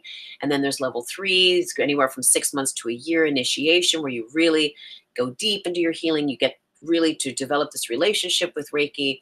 And then we, as guided, go for the master level. And she's like, and now granted, that's the general timeline, right? If I'm working with someone in a hospital, there's been times where universe and the guys are like, master level, take them up to master level right now. It's different situations, but generally working with a client, with the students, that's how it goes. That's the impeccable, honorable system of how I've been taught and how I teach, with humility. You don't rush this stuff, right? You are a student. We all are. So I'm telling this to this lady, and she's like, no. She's like, let's just skip level 1, level 2, level 3, and just take me right into master. And I was like, I couldn't believe it, because this woman, she seemed very spiritual and like maybe even more advanced. We don't really compare. That's judging, right? But I mean, she seemed like she was further ahead than I was, but I was like, say what? You're telling me that you want to skip the initiation process of really developing your inherent and humble relationship with this modality that you're so guided to, just to go right into master level to become a master. And she's like, yeah. She's like, I'll pay you extra. And I'm like, oh shit, and that's then where, your tar body can go like, ooh. And of course I really needed money. I really needed money back then. There was, living on fumes kind of a situation. I could have been tempted, but of course I wasn't, because I'm not that person. No, I have impeccability. And I said, no, you can't do that. Like, you have to. And she, at least 3 or 4 times, like over the space of the weeks after that, she kept tempting me or trying to see, if I would change my mind. And I'm just like, no. So that same thing of the initiation is important. And now I'm even forgetting why we're going with all this. But it's an important side story, because there's things that we learn. Again, if we're going to be plugged in and going through these levels of enlightenment, there's levels, there's layers of us. And it's the stuff that's in us that is the divine holy labyrinth of reflection and realization, and of knowing thyself divine, that gives rise to the brilliance and the beauty and the bliss of awakening and awareness, that without that, there's no humility, there's no real truth. It's like that version of us that can know all the scriptures, that can learn off the whatever holy scripture, whether it's the Yoga Sutras, the Bible, the whatever it is, that you can know how to repeat that stuff backwards, and you know it off by heart. Yet are you living it?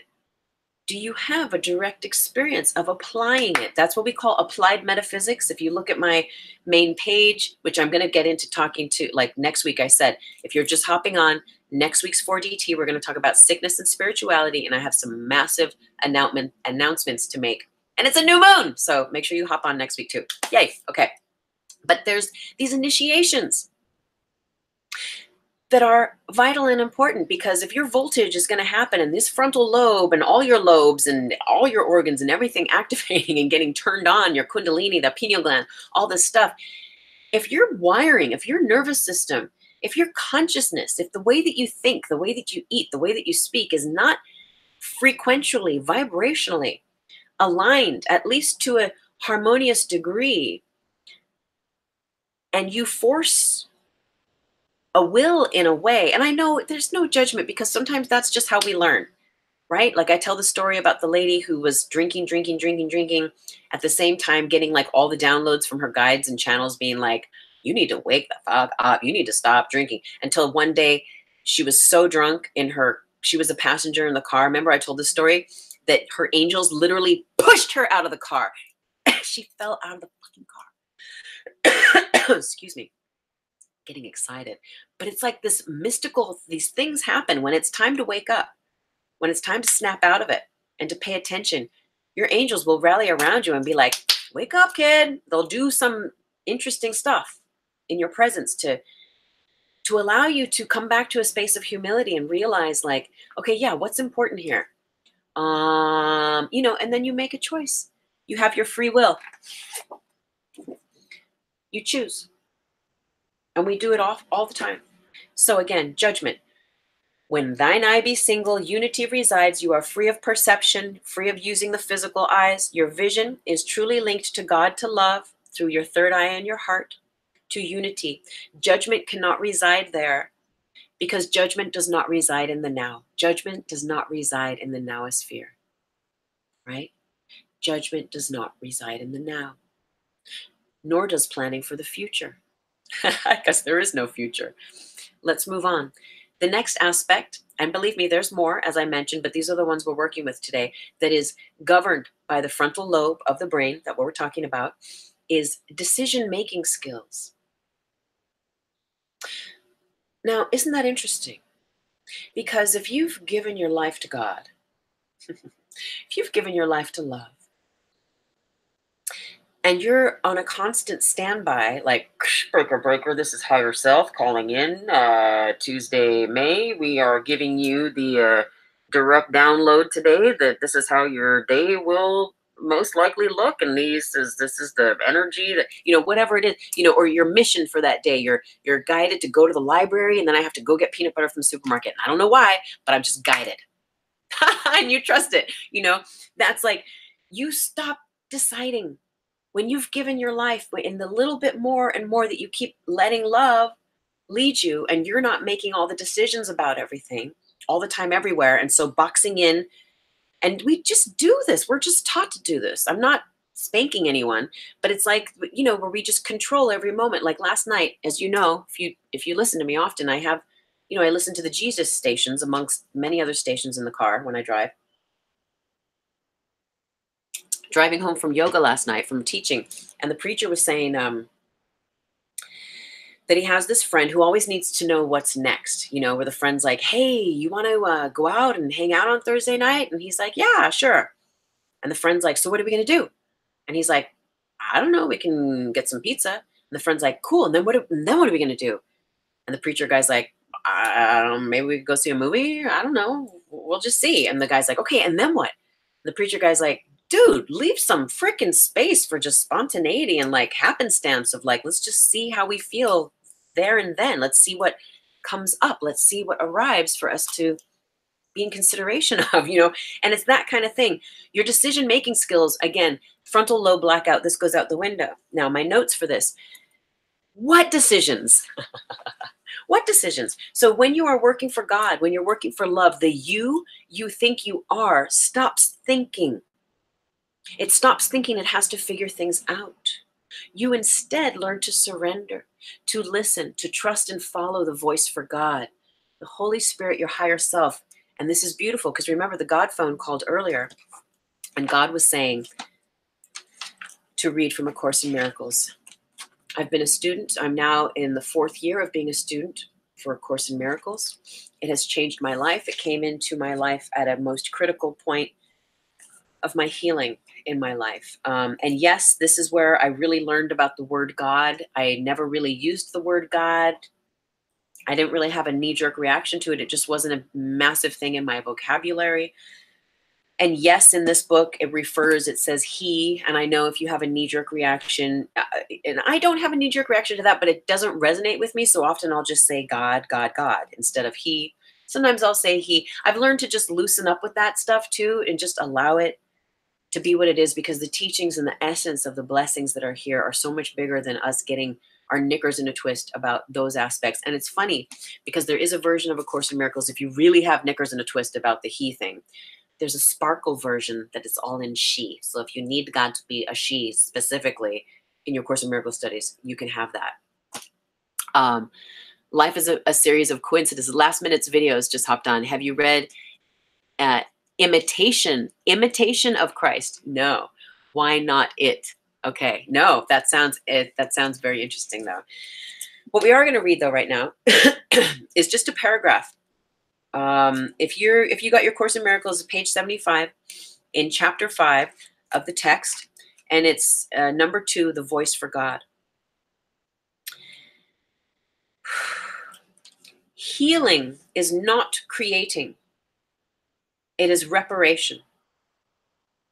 The Holy Spirit promotes healing by looking beyond it to what the children of God were before healing was needed.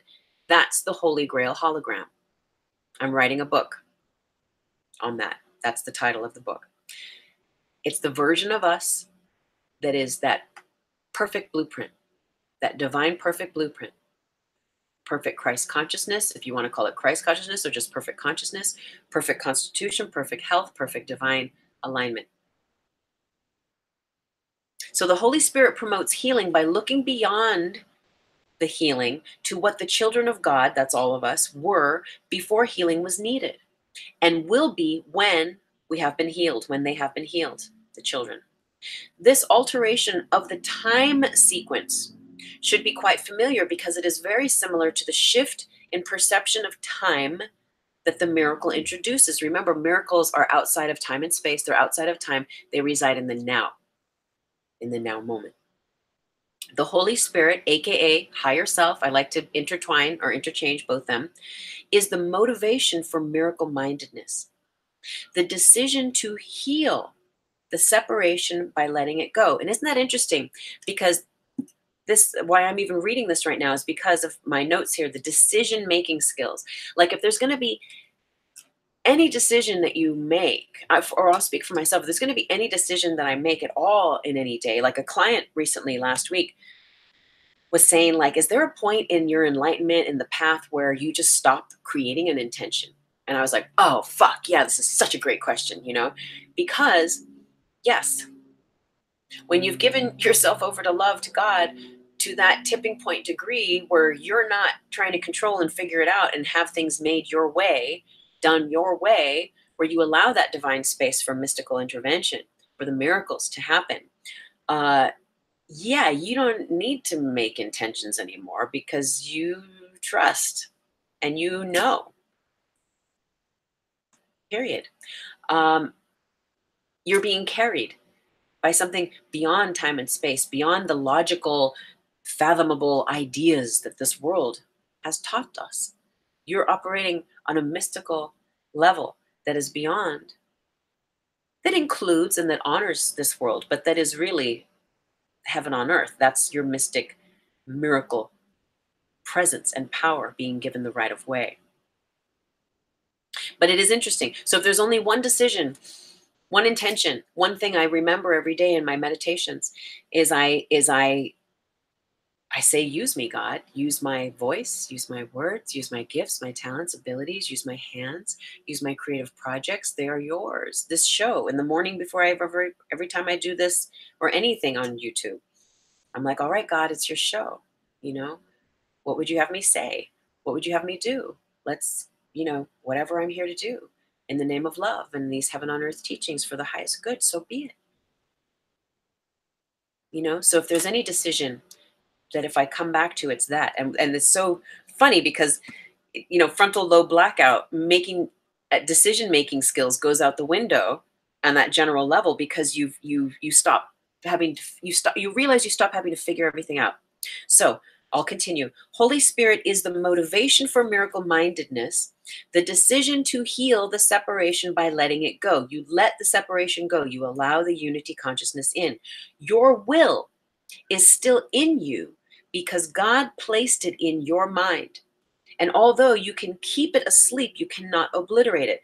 I love what Marianne Williamson says. She says that this, and I may get this not correct, but the idea is that your God consciousness, your ability to be at one with the voice for God, to hear, to be guided, to be aroused, to be illumined, to be turned on by love, that is an undeletable file. I love what she says, that she says it's an undeletable file. You can pour a lot of wine on it. You can take heroin. You can, beat yourself up, try to kill yourself, whatever. But if you're still here, and even if you have gone, it's just an undeletable file, the God file. It's just there. It's the Holy Grail hologram that you are. It is always there. You cannot erase it. So although you can keep it asleep, right, you cannot obliterate it. God keeps your will alive by transmitting it from God's mind to yours as long as there is time, right? Because what do we teach here? What we know is that what I teach is that time is the tip of your tongue. You create your reality, your experience of time through the tip of your tongue, and space you hold, you experience by the thoughts you think and you keep.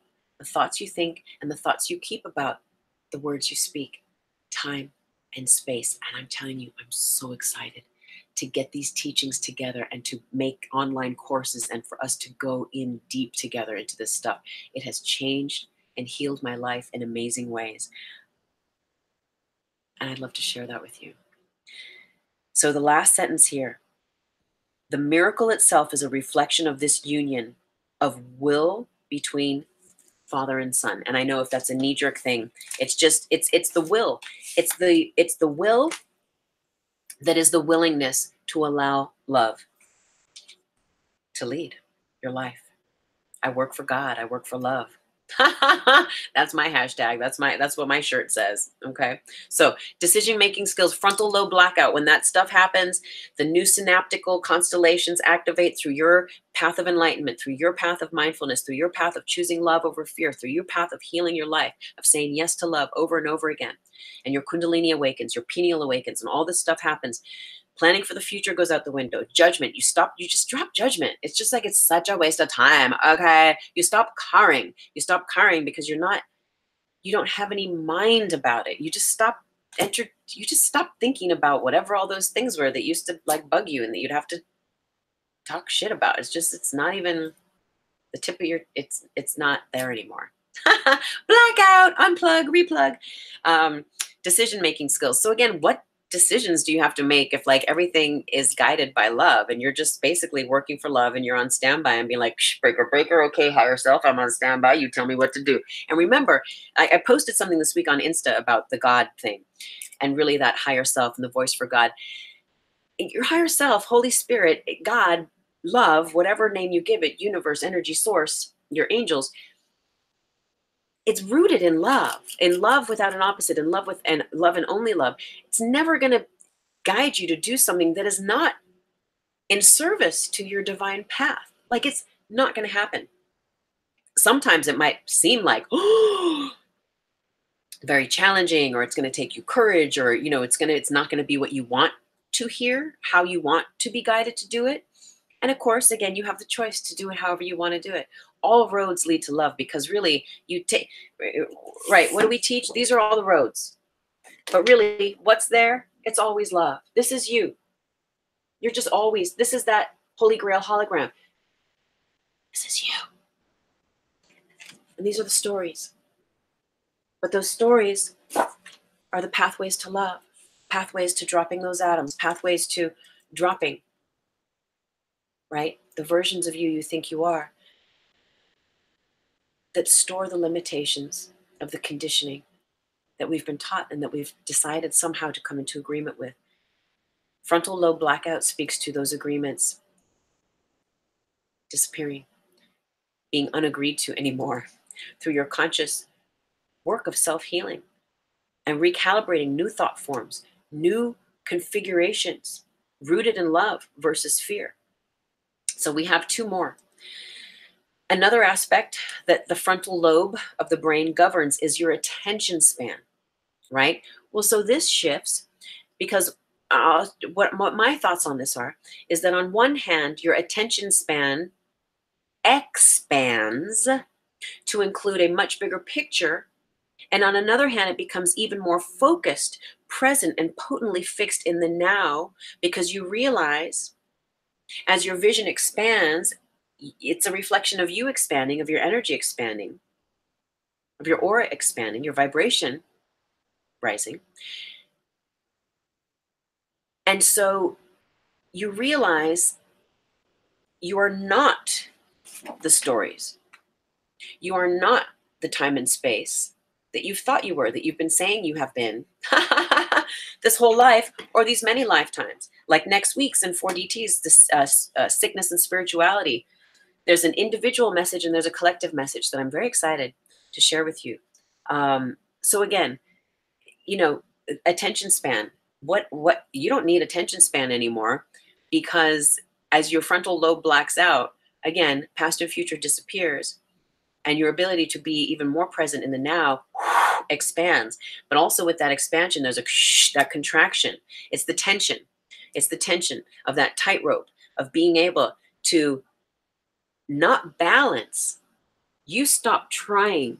You stop trying to do anything at all, you see. You let go. And you are held. And you are carried. And that's a different kind of tension. It's a different kind of attention in your span of attention and tension. And tension is going to be something we're going to, so far I'm getting that'll be, so we have this week, frontal lobe blackout, next week, sickness and spirituality. And I think we're going to talk about tension.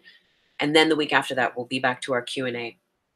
Okay, so the last one on our list, frontal lobe blackout, is inhibition. So another thing amongst many, these are just the ones we're talking about today, that the frontal lobe of the brain governs is inhibition.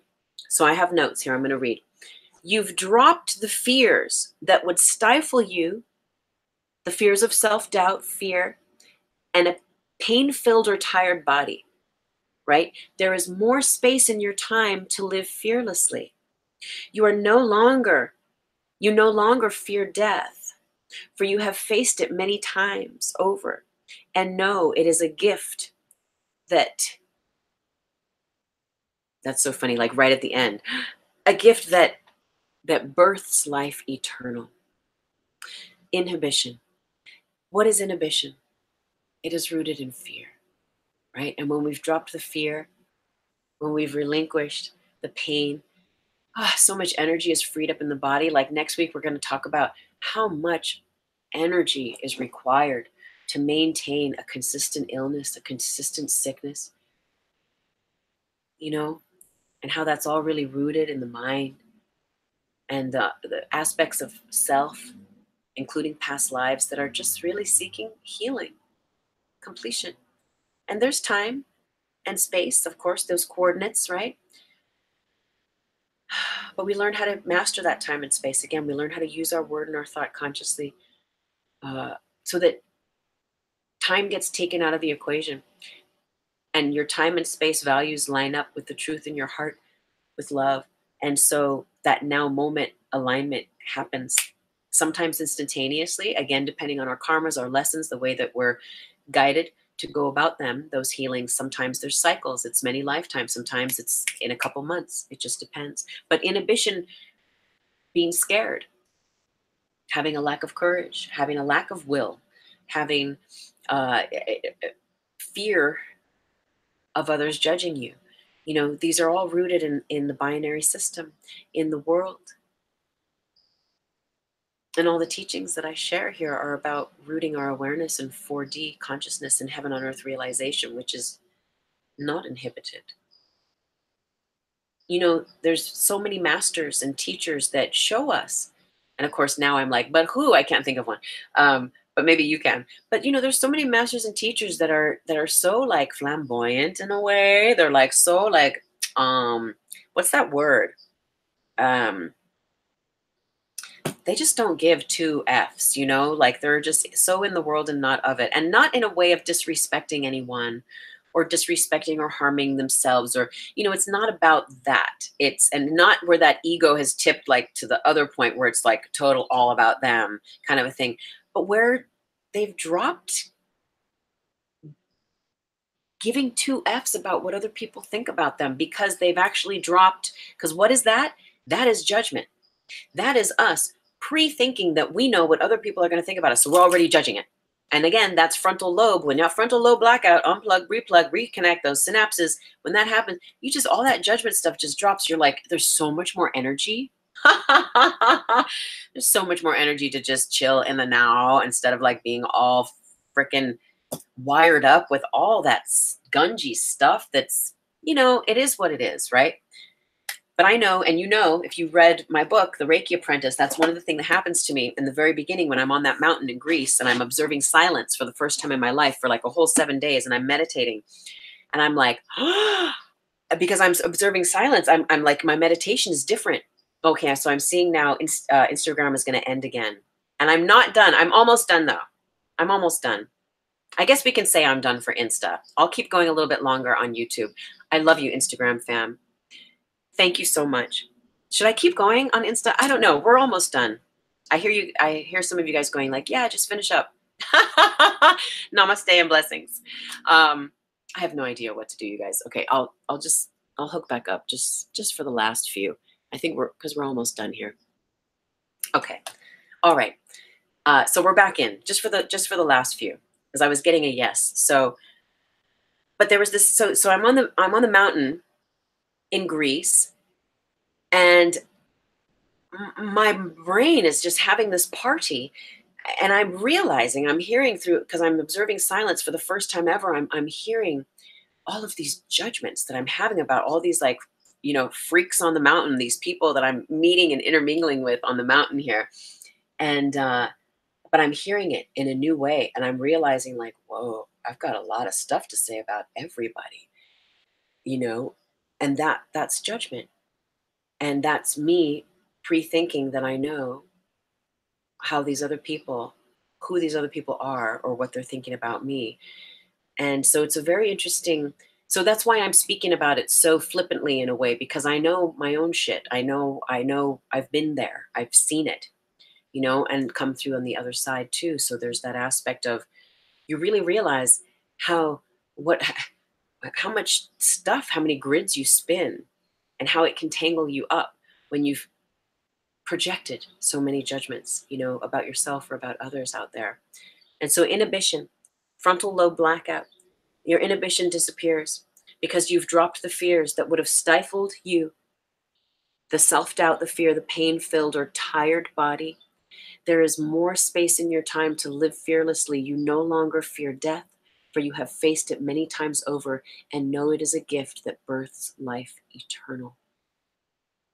So, oh, thank you. You just jumped up on Instagram. I'm actually finishing up, but thank you so much. I'm so grateful. Everyone on YouTube, so many blessings to you. I know there's one or two comments. Frontal Lobe Blackout would be a cool band name for your next rock band. Blessings, Black Space. Thanks for hopping on. That's really cute. You know, it didn't, I think Will said that, actually. I think someone else said that. So I'm so grateful. I love these platforms, Instagram and YouTube. So grateful. And again, I'm so excited for next week's 4DT. We're going to talk spirituality and sickness. I'm going to make some massive announcements, and I'm so grateful. If you are interested in the teachings I share, you want to stay connected more, go to my website, tuesdaymaythomas.com. The link on Insta is on my main page, and the link should be down below in the Show More box here at YouTube. Go check out that movie, Hector's Search for Happiness. There's a link down below about, remember the brain thing I was trying to show my fam on YouTube? It didn't come through on the phone very well. I apologize. Thank you for your patience with that. But there should be, I believe I put a link down there to that part. It's on Netflix. It's like, you can find it easy. It is an awesome, awesome, awesome movie. Just all about enlightenment and like 3D, 4D, the real shit. It's so cool. So you can check that out. But yes, please sign up at my website. It's the first page. You can sign up for my monthly love letter. I will be sending out March's love letter over this weekend very soon. I'm working on it. So thank you for your patience with that, everyone. Again, I'm so very grateful for both of these platforms. All of my books, my information, all of my links and stuff are down in the show more box, or go to my website if you're on Insta. It's all there. Thank you. Thank you. And namaste. Blessings for a beautiful, beautiful day, everyone. Again, I'm Tuesday Mae Thomas, and this is 4D Trinity. Namaste with so much love. Thank you so much. Blessings, everyone. Blessings. Blessings, blessings, blessings, blessings, blessings, blessings. So very grateful. So very grateful. Thank you. Thank you.